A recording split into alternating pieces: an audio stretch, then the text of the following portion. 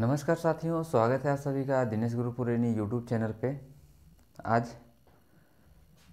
भारत का आकार एवं स्थिति चैप्टर खत्म करने के बाद अब इससे संबंधित प्रश्न उत्तर को किया जाएगा। इस चैप्टर से संबंधित जितने भी क्वेश्चन बन सकते हैं उनमें अधिकांश क्वेश्चन हम करने का कोशिश करेंगे।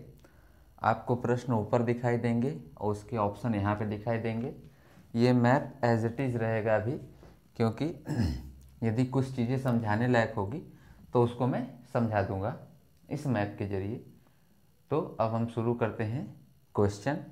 हम पहले आपको ये सारी चीज़ें मतलब इस पाठ को पहले पढ़ा चुके हैं, भारत का आकार एवं स्थिति को। अब हम शुरू करते हैं प्रश्न उत्तर। तो देखिए प्रश्न पहला प्रश्न क्या कह रहा है। पहला प्रश्न लिखा हुआ है, प्राचीन भारतीय भौगोलिक मान्यता के अनुसार भारतवर्ष किस द्वीप का अंग था। प्राचीन भारतीय भौगोलिक मान्यता के अनुसार भारतवर्ष किस द्वीप का अंग था। तो जब हम पढ़ेंगे प्राचीन वेदों पुराणों में, मत्स्य पुराण में लिखे गए हैं, उसमें हमें ये जो भारत एशिया महाद्वीप का हिस्सा है, जब हम पुराणों में पढ़ेंगे तो एशिया को जम्बू द्वीप कहा गया है। जम्बू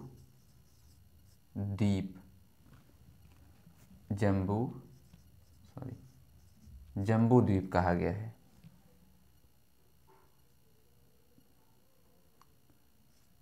एशिया को जम्बू द्वीप कहा गया है।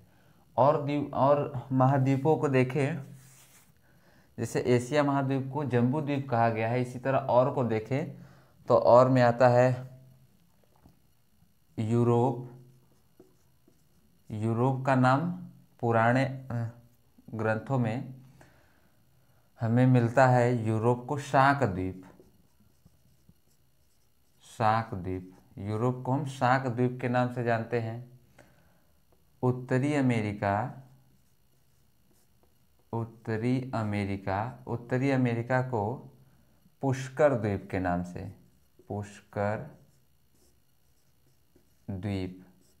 उत्तरी अमेरिका को पुष्कर द्वीप के नाम से, दक्षिणी अमेरिका को फ्लक्स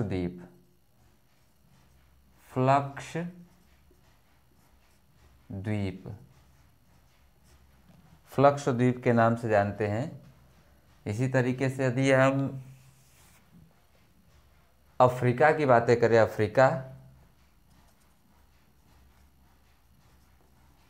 अफ्रीका महाद्वीप देश की बात नहीं है, ये सब महाद्वीप हैं। इन महाद्वीपों को इस द्वीप के नाम से जाना जाता था। तो अफ्रीका महाद्वीप को हम क्रोंच द्वीप के नाम से जानते थे, क्रोंच महाद्वीप के नाम से।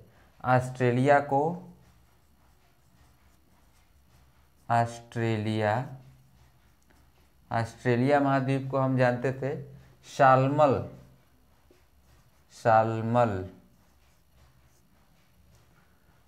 द्वीप के नाम से। और एक न्यूजीलैंड जो ऑस्ट्रेलिया या ओशिनिया महाद्वीप का ही भाग है, तब हम न्यूजीलैंड को हम कूश द्वीप के नाम से जानते थे। न्यूजीलैंड को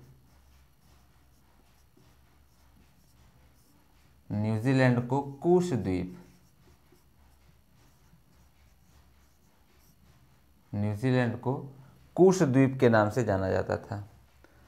तो पहला प्रश्न जो हमसे पूछा है कि प्राचीन भारतीय भौगोलिक मान्यता के अनुसार भारतवर्ष किस द्वीप का अंग है, तो जम्बू द्वीप का। हम एक गाना भी सुनते हैं लौह कुश कांड में कि जम्बू द्वीपे भारत खंडे आर्यावर्ते भारतवर्षे एक नगरी है प्रसिद्ध अयोध्या नाम की। तो जम्बू द्वीप की ही बात किया गया था। जम्बू द्वीप,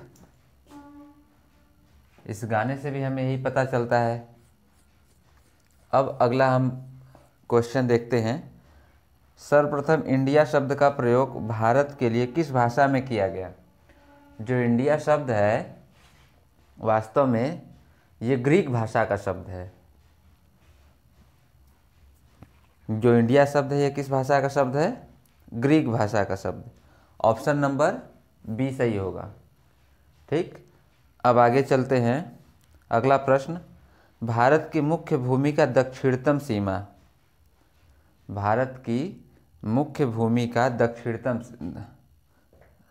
मुख्य भूमि का दक्षिणी सीमा ना, मुख्य भूमि का। तो मुख्य भूमि में हम यही पढ़ाए हैं आपको, मुख्य भूमि में सिर्फ ये। तो मुख्य भूमि का दक्षिणतम बिंदु यहाँ पर 8 डिग्री 4 मिनट से शुरू होता है। तो ऑप्शन कौन सही हो जाएगा? सी।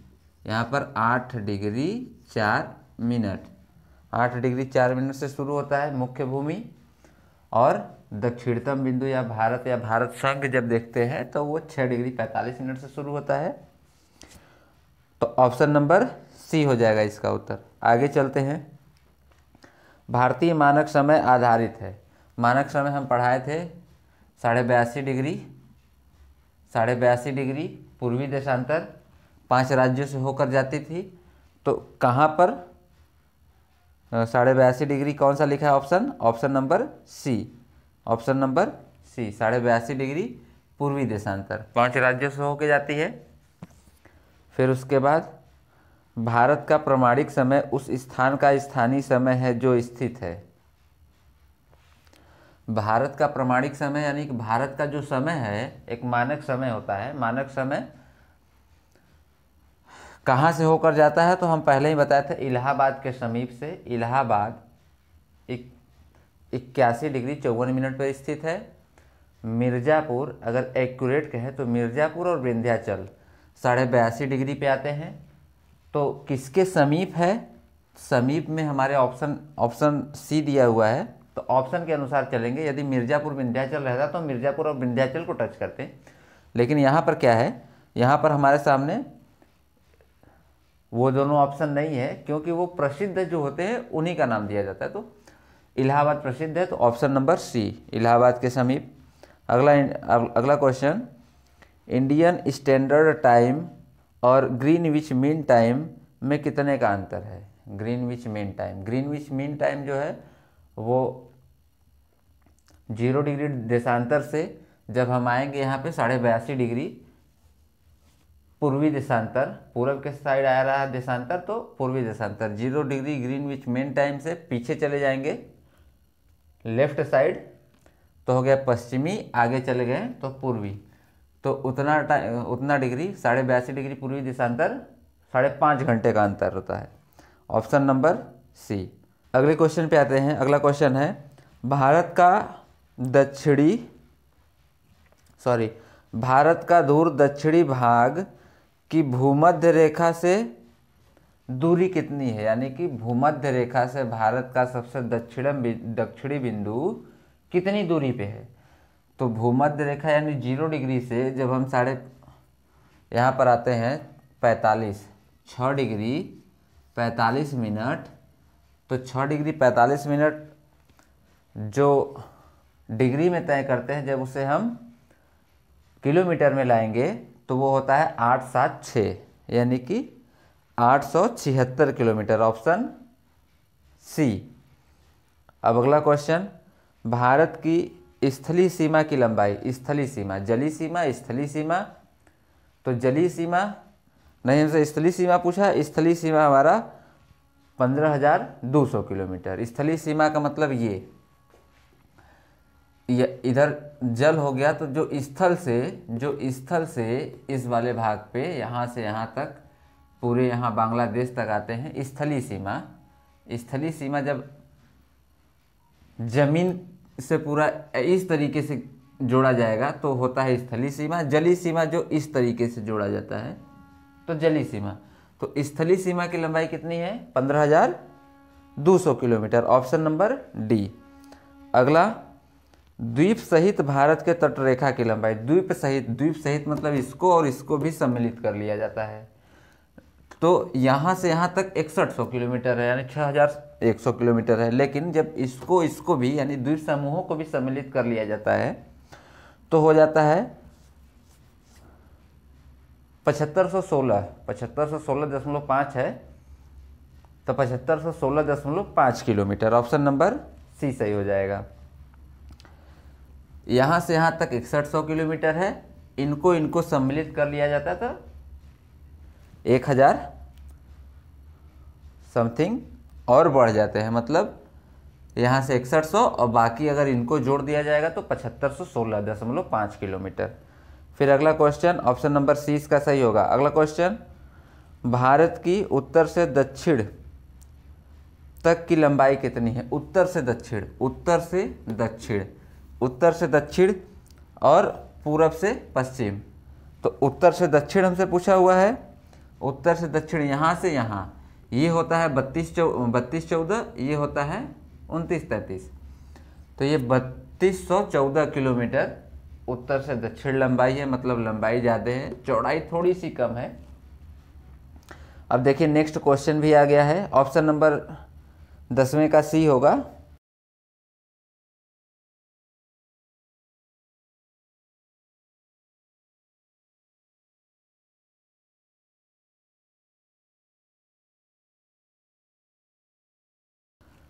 फिर आते हैं अगले सवाल पे। अगला सवाल है, भारत की पूर्व से पश्चिम तक की लंबाई कितनी है? भारत की पूर्व से पश्चिम तक की लंबाई। अब पूर्व से पश्चिम यहाँ से यहाँ अभी ठीक बताए हैं 2933 किलोमीटर, ठीक। तो इसका ऑप्शन नंबर ए सही हो जाएगा। भारत की तटरेखा की लंबाई बता चुके हैं, फिर वही क्वेश्चन आ गया, ऑप्शन नंबर ए सही होगा। 6100 किलोमीटर यानी यहाँ से यहाँ तक की लंबाई पूछा है। फिर पूछा है, भारत का क्षेत्रफल विश्व के कुल क्षेत्रफल, भारत का क्षेत्रफल विश्व के कुल भौगोलिक क्षेत्रफल का कितना है? तो 2.4% है। ये शुरुआती दौर में बताया गया होगा तो बताया, नहीं तो जनसंख्या 17% के आसपास रहती है, 17.7% के आसपास विश्व के कुल जनसंख्या का इतना प्रतिशत भारत में निवास करती है। और क्षेत्रफल यानी कि क्षेत्रफल देखें तो विश्व के कुल क्षेत्रफल का 2.4% क्षेत्रफल भारत का है, यानी 32,87,263 जो है वो विश्व के कुल क्षेत्रफल का 2.4% है। Option number B. अगला, भारत के कुल क्षेत्रफल का कितना प्रतिशत भाग पर्वतीय क्षेत्र है? भारत के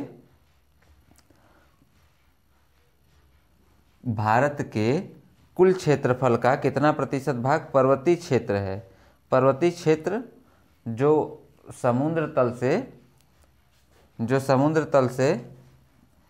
2135 मीटर या इससे ऊपर के होते हैं, पर्वतीय क्षेत्र में कंसीडर किए जाते हैं, यानी पर्वतीय क्षेत्र में गिने जाते हैं। 2135 लिख दिए ना।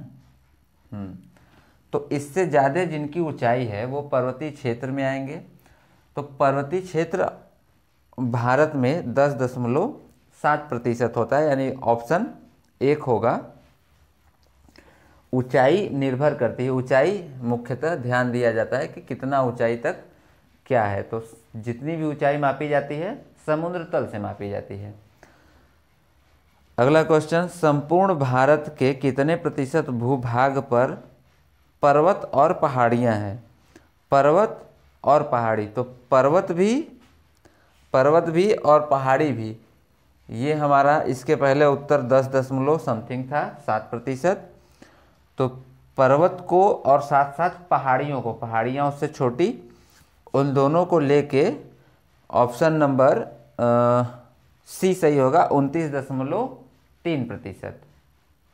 पर्वत और पहाड़ियाँ दोनों मिला दी जाएगी तो 29.3%, ऑप्शन नंबर सी। अगला क्वेश्चन, संपूर्ण भारत के कितने प्रतिशत भूभाग पर पठार का विस्तार है? अब पठार वाली बात आ गई, अभी पर्वत और पहाड़ियाँ देख रहे थे, अब पठार देखते हैं। तो पठार आएगा ऑप्शन नंबर सी, 27.7%। 27.7%। ये है पठार। भारत में इतने पठार, इतनी पहाड़ियाँ, इतने मैदान सब प्रतिशत में निकाल दिए जाते हैं। तो ऑप्शन नंबर सी सही होगा। अगला, संपूर्ण भारत के कितने प्रतिशत भूभाग पर मैदान का विस्तार पाया जाता है। अब मैदान की बारी आ गई, यानी फील्ड कितने प्रतिशत हैं, तो ये हो जाएगा संपूर्ण भारत के कितने प्रतिशत पे, तो 43% पे। मैदान का विस्तार यानी फील्ड, संपूर्ण भारत में कितना फील्ड है, कितना प्रतिशत, तो 43% के आसपास 43% फील्ड है। Option number D. अब इन सभी चीज़ों को अगर हम जोड़ेंगे, यानी पर्वत, पठार, पहाड़ियाँ, इन सभी को जोड़ेंगे तो 100% आ जाएगा। तो अब अगला क्वेश्चन देखते हैं। अगला क्वेश्चन है, भारत की प्रादेशिक जल सीमा यानी टेरिटोरियल वाटर समुद्र तट से कितना समुद्री मील की दूरी तक होता है। समुद्र तल से कितना समुद्री मील की दूरी, तो देखिए एक होता है, इसी को इरेज कर दें,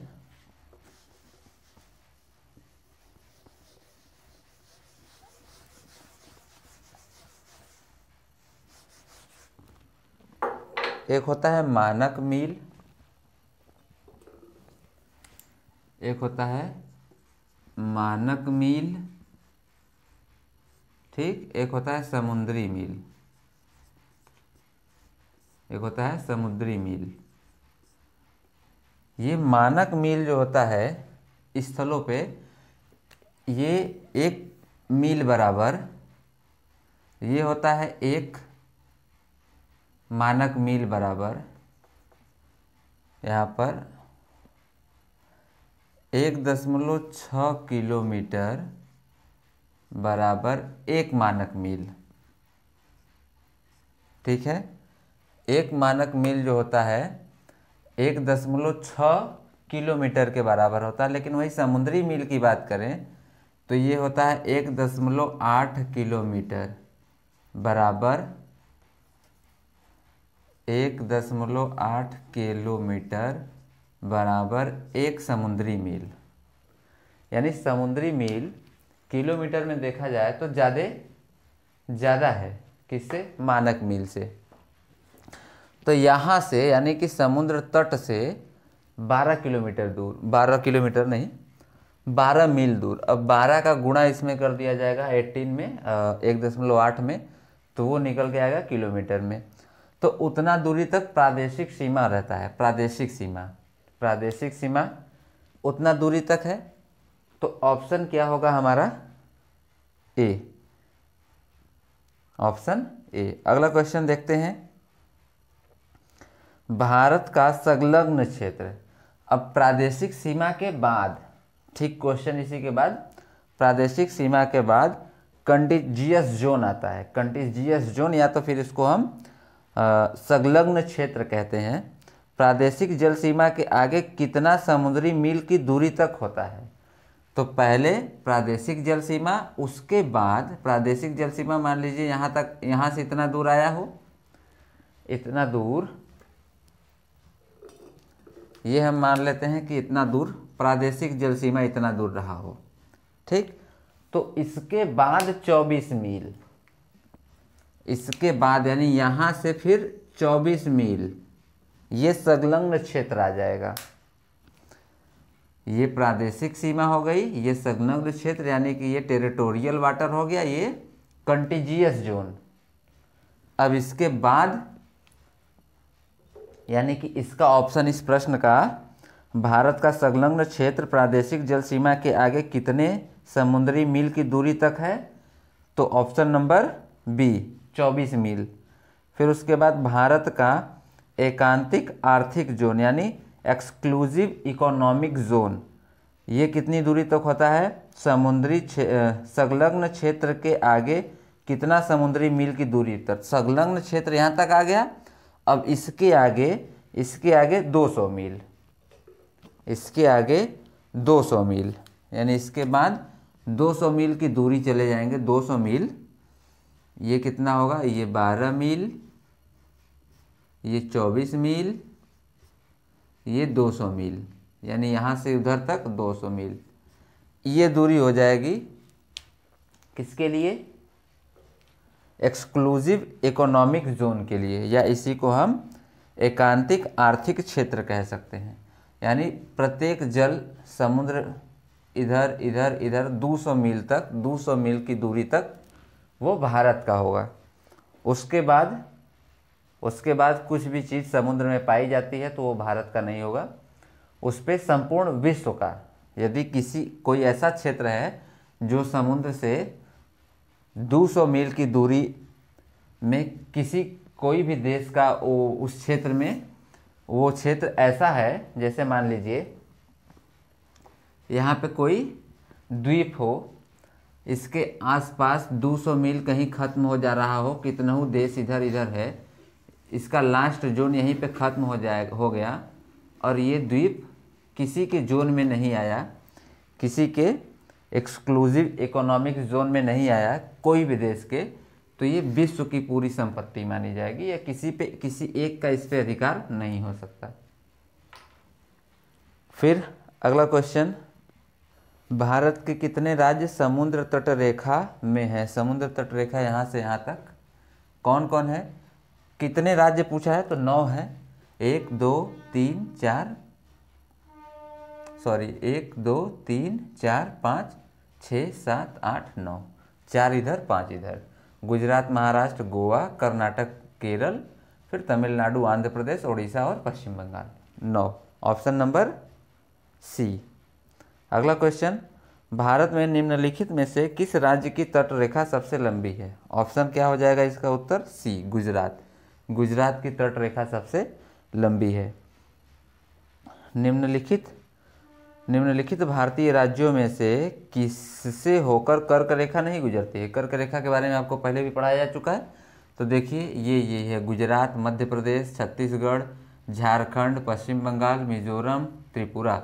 इतने के अलावा कोई ऑप्शन दिया है, उत्तर प्रदेश पहला ऑप्शन दिया है, यानी कि कर्क रेखा उत्तर प्रदेश से नहीं होकर गुजरती है, ऑप्शन ए। अगला प्रश्न देखते हैं, कौन सी अक्षांश रेखा भारत के मध्य से होकर गुजरती है। तो ये अक्षांशी रेखा है, भारत के बीचों बीच से होकर गुजरती है, इसका नाम क्या है, कर्क रेखा, ऑप्शन नंबर ए। कर्क रेखा भारत के कितने राज्यों से होकर गुजरती है। अभी यहाँ से यहाँ तक देखेंगे तो 8, 2 यहाँ, 3 4 5 6 7 8 राज्यों से, ऑप्शन डी। निम्नलिखित में से किस राज्य से होकर कर्क रेखा नहीं गुजरती है। फिर से क्वेश्चन दे दिया, लेकिन इस बार ऑप्शन पलट दिया। तो हाँ, इतने से होके जाती है, इसके अलावा कुछ भी हो नहीं जाती है। तो इसका उत्तर क्या हो जाएगा, उड़ीसा नीचे पड़ जाता है, उत्तर प्रदेश ऊपर पड़ जाता था कर्क रेखा के, ऑप्शन नंबर ए। अगला क्वेश्चन, भारत का वह राज्य जिससे होकर कर्क रेखा गुजरती है। अब ठीक पलट दिया, सारे राज्य ऐसे दे दिए गए जिससे न गुजरती, सिर्फ एक ऐसा राज्य दे दिया गया। सारे राज्य ऐसे दे दिए गए जिससे किसी से नहीं जा रही, सिर्फ एक ऐसा राज्य जिससे होके गुजरती है कर्क रेखा। तो हम देखेंगे ऑप्शन डी को, झारखंड से होकर गुजरती है, ये दिया हुआ है। भारत का दक्षिणतम बिंदु पहले ही पढ़ाया जा चुका है, कहाँ पर है, नाम पूछा है, तो option number C, Indira point. फिर भारत के दक्षिण में सबसे दूरस्थ स्थल, क्वेश्चन सेम है, भारत के दक्षिण में सबसे दूरस्थ का है, दक्षिणतम का है, हमें ऑप्शन इसी को टच कर। अब इंदिरा पॉइंट का अन्य नाम बताया जा चुका है, लिखे थे, तो इसका पार्सन पॉइंट, लाहिचिंग और पिग्मिलियन पॉइंट। यदि नहीं बताए थे तो ध्यान दीजिए, भारत का दक्षिणतम पॉइंट इंदिरा कॉल और पिग्मिलियन पॉइंट, ये 2 चीज़ें बताई गई थी। लेकिन 2 चीज़ और याद कर लीजिएगा, 2 नाम और, पार्सन पॉइंट और लाहिचिंग, यानी option A, option B, option C, इसका सभी सही होगा ऑप्शन डी। इसका उत्तर ऑप्शन डी, क्योंकि सभी नाम हैं इसके दक्षिणतम बिंदु के। फिर निम्नलिखित में से कौन सा स्थान भूमध्य रेखा के निकट स्थित है? कौन सा स्थान भूमध्य रेखा के निकट स्थित है? तो सबसे पास में इंदिरा पॉइंट है, जो लिखा हुआ केप केमोरिन वो यहाँ पर है, रामेश्वरम यहाँ पर है, इंदिरा कॉल सबसे उत्तर में पड़ जाता है।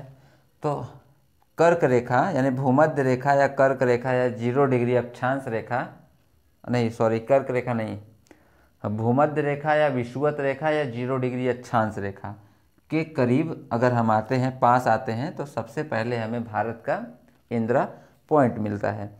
फिर भारतीय भूमि का सर्वाधिक उत्तरीय भाग है, सर्वाधिक उत्तरी भाग, यहाँ इंदिरा पॉइंट था, यहाँ पर इंदिरा कॉल है, उत्तर में जाएंगे तो इंदिरा कॉल है, ऑप्शन नंबर डी। फिर भारत का दक्षिणतम स्थान इंदिरा पॉइंट निम्नलिखित में से कहाँ है? जो इंदिरा पॉइंट है वो कहाँ है? तो इंदिरा पॉइंट अंडमान निकोबार द्वीप समूह में स्थित है, भारत की, ऑप्शन नंबर डी हो जाएगा। अगला क्वेश्चन, भारत की मुख्य भूमि को रामेश्वर द्वीप से कौन अलग करता है? भारत की ये मुख्य भूमि है हो गई, को रामेश्वर द्वीप से कौन अलग करता है? तो इसका उत्तर हो जाएगा पंबन चैनल, पंबन चैनल। ठीक, यहाँ पर पंबन चैनल मुख्य भूमि को रामेश्वरम से कौन अलग करता है? तो पंबन चैनल। फिर आदम पुल, आदम पुल, आदम का पुल या आदम पुल निम्नलिखित में से किन दो देशों के मध्य है? तो इसी को हम राम सेतु भी कहते हैं या इसी को आदम ब्रिज भी कहते हैं। ये श्रीलंका और भारत के बीच में है, तो ऑप्शन नंबर सी सही हो जाएगा। अगला क्वेश्चन है, निम्न द्वीपों के युग्मों में से कौन सा एक 10 अंश जलमार्ग द्वारा आपस में पृथक किया जाता है? कहने का मतलब 10 डिग्री चैनल किन दो को अलग करता है? ये जो युग्म दिया हुआ है, युग्म मतलब जोड़े, इन दो युग्मों में यानी अंडमान निकोबार को अलग करता है या निकोबार और सुमात्रा को, या मालदीव और लक्षद्वीप को, सुमात्रा और जावा को, किन दो को 10 डिग्री चैनल अलग करता है? वही चीज़ लिखा हुआ है कि निम्न द्वीपों के युग्मों में, ये सब द्वीप के युग्म लिखे हुए मतलब जोड़े लिखे हुए हैं, में कौन सा एक 10 अंश जलमार्ग, 10 अंश या 10 डिग्री जलमार्ग द्वारा आपस में पृथक किया जाता है, मतलब अलग किया जाता है। 10 डिग्री चैनल अंडमान एवं निकोबार में है, पढ़ाए थे। 9 degree channel, 9 degree channel Minicoy और मालदीव के बीच में है, 8 डिग्री चैनल मालदीव और मिनिकॉय, 9 डिग्री चैनल मिनिकॉय और लक्षद्वीप, 10 डिग्री चैनल अंडमान और निकोबार। तो ऑप्शन नंबर ए सही होगा। अगला दक्कन पास, दक्कन पास कहाँ है? तो दक्कन पास अंडमान एवं निकोबार में, अंडमान निकोबार में भी कहाँ? दक्षिणी अंडमान एवं छोटा निकोबार, दक्षिणी अंडमान एवं छोटा निकोबार के बीच में डंकन पास है, या दक्कन पास नहीं डंकन पास है। ठीक, ऑप्शन नंबर सी। अगला क्वेश्चन, दीव एक द्वीप है, दीव एक द्वीप कहाँ पे है? ये दमन और दीव है ना, दमन दीव, और ये दादरा एवं नगर हवेली। तो दादरा एवं नगर हवेली तो अंदर पड़ जाता है गुजरात और महाराष्ट्र के मध्य में, लेकिन ये जो द्वीप है ये किसके तट पर है? गुजरात के तट पर। जो दीव है, जो दीव एक द्वीप है, वो कहाँ है? गुजरात के तट पर। भारत, फिर अगला क्वेश्चन है, श्रीलंका को भारत से पृथक करती है, श्रीलंका को भारत से पृथक करती है, कौन पृथक करती है? Great channel, 8 degree channel, 8 degree channel तो यहाँ पे पढ़ाए थे, 10 डिग्री चैनल तो यहाँ पे पढ़ाए थे, पाक जल संधि, पाक जल संधि ये लिखा भी है। पाक जल संधि क्या करती है? जल संधियाँ दो पानियों को जोड़ती है, जो दो भूमि को अलग करती है। तो ये होगा अरब सागर, यह होगा हिंद मन्नार की खाड़ी, मन्नार की खाड़ी और बंगाल की खाड़ी को कौन जोड़ता है? पाक जल संधि। पाक से कहीं पाकिस्तान का मतलब न समझ लीजिएगा, पाक जल संधि अगर कहे तो भारत और श्रीलंका के बीच में है। फिर आगे देखते हैं, भारत तथा चीन के बीच सीमा बनाने वाली रेखा, भारत और चीन के बीच सीमा रेखा बनाती है, कौन सी रेखा है वो? मैकमोहन रेखा। वो इधर न होकर इस वाले क्षेत्र में है, अरुणाचल प्रदेश वाले क्षेत्र में। ठीक है, अगला क्वेश्चन क्या है? भारत और पाकिस्तान के बीच अंतर्राष्ट्रीय सीमा किसके द्वारा सीमांकित की गई है? अभी भारत और चीन के बीच देखे थे, अब भारत और पाकिस्तान के बीच देखेंगे। तो भारत और पाकिस्तान के बीच कौन सी रेखा है? Radcliffe line. Option number C हो जाएगा। भारत और पाकिस्तान के बीच ये जो लाइन है इसे हम रेड क्लिफ लाइन के नाम से जानते हैं। ठीक है, फिर अगला क्वेश्चन, भारत के सुदूर पूर्व में कौन सा देश भारत के साथ सर्वाधिक लंबी अंतर्राष्ट्रीय सीमा बनाता है? तो सुदूर पूर्व बोला है, सुदूर पूर्व का मतलब सबसे पूर्व में और सबसे दूर में।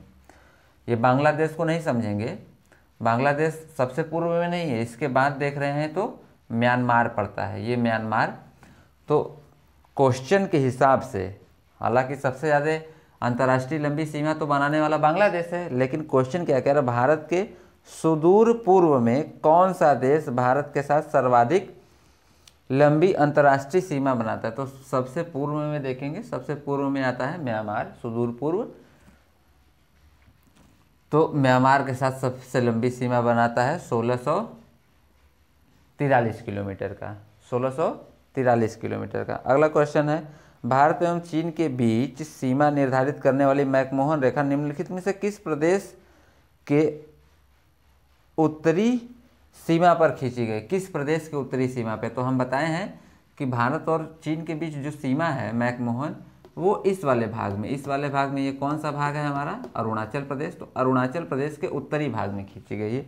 ऑप्शन क्या इसका होगा? ऑप्शन डी होगा सही। फिर अगला क्वेश्चन, निम्नलिखित में से किस देश के साथ भारत की अंतर्राष्ट्रीय सीमा नहीं लगती? किस देश के साथ अंतर्राष्ट्रीय सीमा नहीं लगती? तो क्या होगा? दिया हुआ है पाकिस्तान, बांग्लादेश, भूटान। तो पाकिस्तान, बांग्लादेश, भूटान सभी से लग रहा है, पाकिस्तान और बांग्लादेश, भूटान सभी से लग रही है, इससे नहीं लग रही है। क्या नाम है ये? ऑप्शन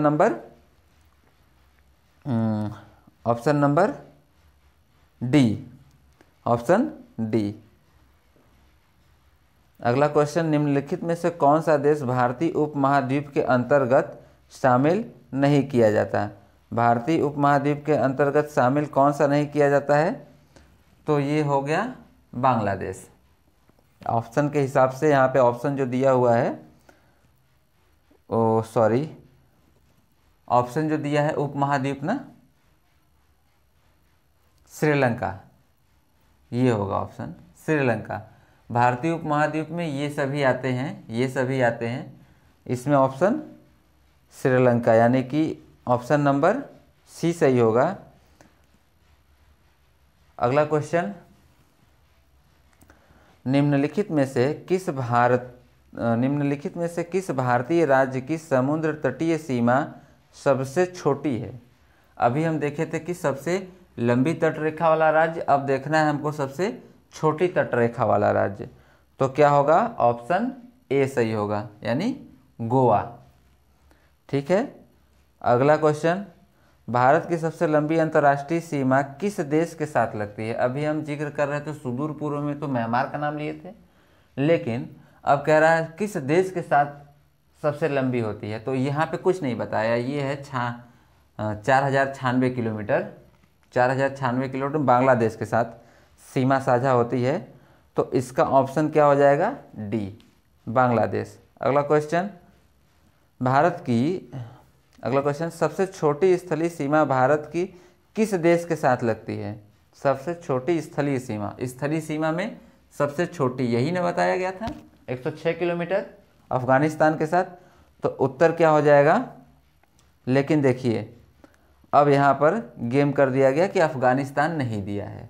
अब अफगानिस्तान नहीं दिया है तो क्या कहें? तब हम देखेंगे सबसे छोटा कौन सा है। यदि अफगानिस्तान नहीं दिया है तो पाकिस्तान तो बड़ा है, नेपाल भी बहुत बड़ा बन रहा है। तो हमारा उत्तर होता है अब भूटान, क्योंकि म्यांमार के साथ भी लंबी सीमा हो रही। तो ऑप्शन डी सही हो जाएगा, भूटान। अगला क्वेश्चन है, भारत को निम्नलिखित भौतिक प्रदेशों में विभाजित किया जा सकता है। तो किसमें? Option A, B, C, D. तो डी देखते हैं। डी है उत्तर पर्वतीय प्रदेश, उत्तर में जो है पर्वतीय प्रदेश, फिर उसके बाद वृहद मैदानी भाग जो बड़ा 43% के आसपास है ना, मैदानी भाग, फिर उसके बाद दक्षिणी प्रायद्वीपीय भाग, जो ये प्रायद्वीपीय भाग है भारत के दक्षिण, ये वाला हिस्सा दक्षिणी भाग, और उसके बाद प्रदेश तथा सागरीय तट, प्रदेश तथा सागरीय तट, सागरीय तट। तो इतने, इसका ऑप्शन नंबर डी हो जाएगा। हालांकि यदि हम भारत को बांट के पढ़ते हैं तो मुख्यतः इन्हीं चीज़ों में बांट के पढ़ते हैं। पढ़ने को तो और भी छोटा कर दिया जा सकता है, जैसे कि उत्तर का ये पर्वतीय क्षेत्र हो गया, फिर यह हिमालय पर्वतीय क्षेत्र हो गया। दूसरा अगर बांटे तो उत्तर का विशाल मैदान या मैदानी भाग, फिर तीसरा पठारी भाग, फिर चौथा इधर से इधर यानी कि तटीय मैदानी भाग, फिर और छोटा करके बांटे तो ये यानी द्वीप समूह, इतने भाग में बांट के पढ़ा जा सकता है। तो इसमें दे दिया गया है एक मैक्सिमम 4 भाग 5 भाग में बांट के पढ़ा जाता है। तो इसका ऑप्शन नंबर डी सही होगा।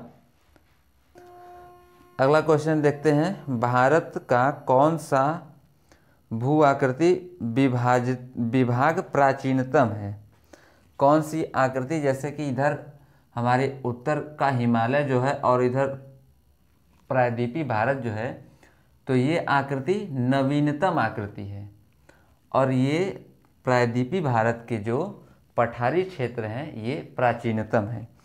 तो हमारा ऑप्शन क्या हो जाएगा? ऑप्शन नंबर, प्राचीनतम पूछा है तो सी सही हो जाएगा, प्रायद्वीपीय पठार, प्रायद्वीपीय पठार। अब अगला क्वेश्चन, गारो खासी एवं जयंतिया पहाड़ी रचना एवं उत्पत्ति की दृष्टि से निम्नलिखित में से किसका एक भाग है?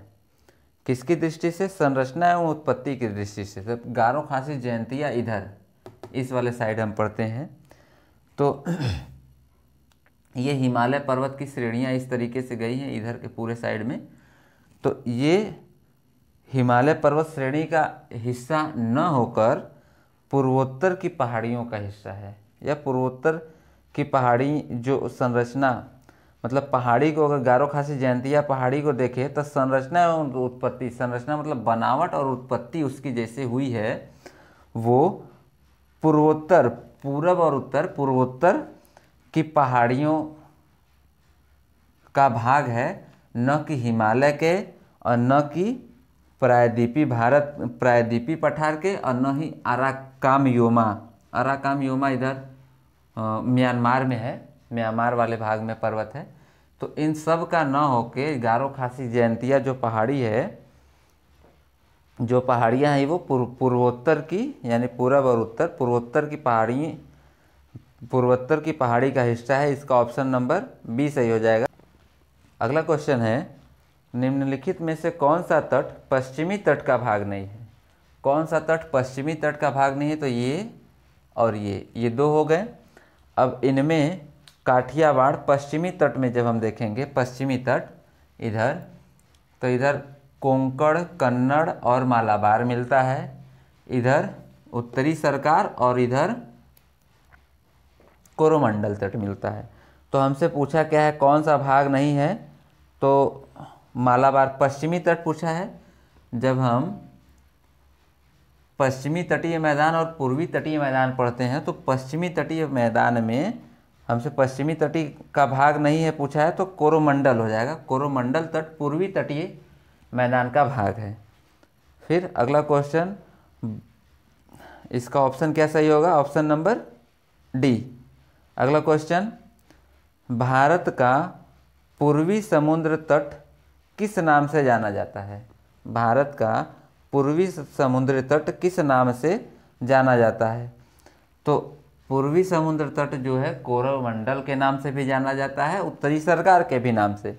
ऑप्शन में हमारे उत्तरी सरकार नहीं दिया है, अतः हमारा ऑप्शन क्या हो जाएगा? बी, कोरोमंडल तट। कोंकण तट कहाँ से कहाँ तक विस्तृत है? कोंकण तट। कोंकण तट को अगर हम देखेंगे तो गोवा से दमन तक, गोवा से दमन तक का मतलब इधर से इधर वाले भाग को, ये दमन द्वीप हो गया ना, तो यहाँ से यहाँ तक गोवा तक कोंकण तट, ठीक। उसके बाद कन्नड़ तट, फिर इधर मालाबार तट। तो हमारा ऑप्शन क्या हो जाएगा? सी, दमन, गोवा से दमन तक। यहाँ गोवा से दमन तक क्या कहा जाएगा? कोंकण तट। फिर अगला क्वेश्चन, लक्षद्वीप। लक्षद्वीप समूह के द्वीपों की उत्पत्ति निम्नलिखित में से किस प्रकार हुई है? यहाँ पर एक अंडमान निकोबार में एक द्वीप है बैरन द्वीप, उसकी उत्पत्ति ज्वालामुखी से हुई है, लेकिन इनकी उत्पत्ति प्रवाल से हुई है। प्रवाल का मतलब ये है कि जो छोटे छोटे रीफ या जीव जंतु पाए जाते हैं समुद्रों में, जो कई कलर के होते हैं, देखने में बड़े खूबसूरत होते हैं, वो समूह में रहते हैं, धीरे धीरे मृत हो जाते हैं, तो उनके जो शरीर होते हैं वे ठोस हो जाते हैं, ठोस होते हैं और एकत्रित होते जाते हैं, जमा होते जाते हैं। तो जमा होते होते मतलब प्रवाल से या रीफ से, या फिर उसका एक और भी नाम आता है, वो नहीं याद आ रहा है, तो वो समुद्री जीव से, ये समझ लीजिए कि समुद्री जीव जो होते हैं, एक प्रवाल ही, वो ढेर सारे जब एकत्रित हो जाते हैं, ढेर सारे समुद्री जीव मृत हो जाते हैं, मर जाते हैं, तो उनके ढेर को हम प्रवाल कहते हैं, उनके ढेर को हम प्रवाल कहते हैं। तो प्रवाल से निर्मित है ये हमारा लक्षद्वीप, न कि ज्वालामुखी से। ज्वालामुखी से इस वाले क्षेत्र में, यानी अंडमान निकोबार में एक द्वीप है बैरन द्वीप, वो उससे निर्मित है। फिर भारतीय क्षेत्र में स्थित दो ज्वालामुखी देखिए, ये आ गया बैरन।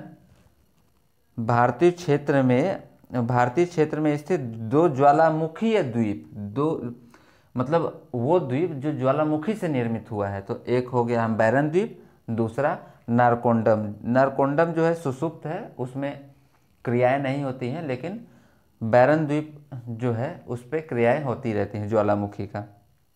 अगला, न्यूमूर द्वीप कहाँ है? देखिए, न्यूमूर द्वीप हम पढ़ा दिए थे, इसका जिक्र नहीं किए थे। न्यूमूर द्वीप ये हो गया बांग्लादेश, ये हो गया भारत, तो इसी के बीच में है। दोनों की प्रादेशिक जल सीमाएं, या कह सकते हैं हम इकोनॉमिक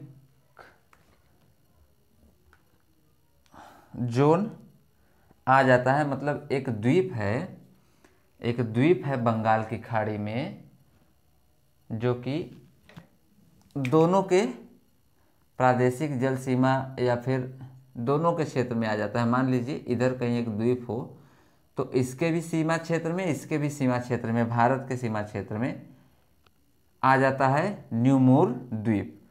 तो इस पे विवाद है कि वो मेरा है, बांग्लादेश उससे अपना लेना चाहता है, भारत उसे अपना करना चाहता है। तो ये विवादित स्थान कहाँ पे है? बंगाल की खाड़ी में, बंगाल की खाड़ी वाले भाग में न्यूमूर द्वीप किसके बीच में विवाद है? तो किस के? भारत और बांग्लादेश के बीच में। ऑप्शन नंबर,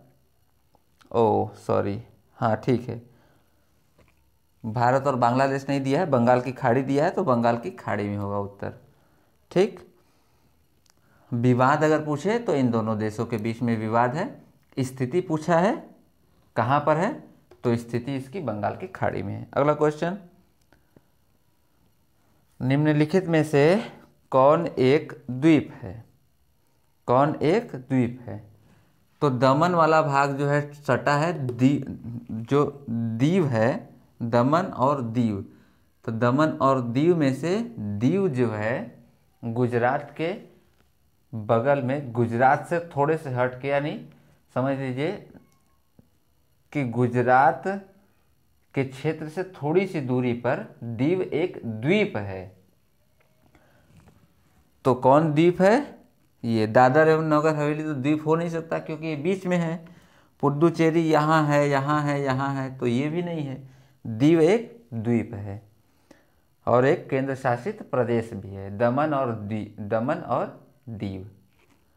फिर अगला क्वेश्चन, स्वतंत्रता से पूर्व कौन सा भारतीय क्षेत्र काला पानी के नाम से जाना जाता था? ये वाला क्षेत्र, काला पानी की सजा होती थी अंडमान निकोबार में। तो इसका ऑप्शन नंबर बी सही हो जाएगा। स्वतंत्रता से पूर्व इसे काला पानी की सजा दी जाती थी। यहाँ पे बीडी सावरकर एक जेल करके है, वहाँ पे लक्षद्वीप समूह स्थित है। लक्षद्वीप समूह स्थित है। देखिए यहाँ पर तो लक्षद्वीप है नहीं, यहाँ पर लक्षद्वीप है। कहाँ पे है? अरब सागर में। तो ऑप्शन नंबर ए सही हो जाएगा। तो ये रहे कुछ सवाल। अब इसके बाद कुछ और सवाल के साथ, इसी चैप्टर के कुछ और सवाल के साथ हम उपस्थित होंगे अपने नेक्स्ट वीडियो में। तब तक इस वीडियो को लाइक, शेयर और चैनल को सब्सक्राइब कर लीजिए। मिलते हैं आपसे नेक्स्ट वीडियो में। तब तक के लिए जय हिंद, जय भारत।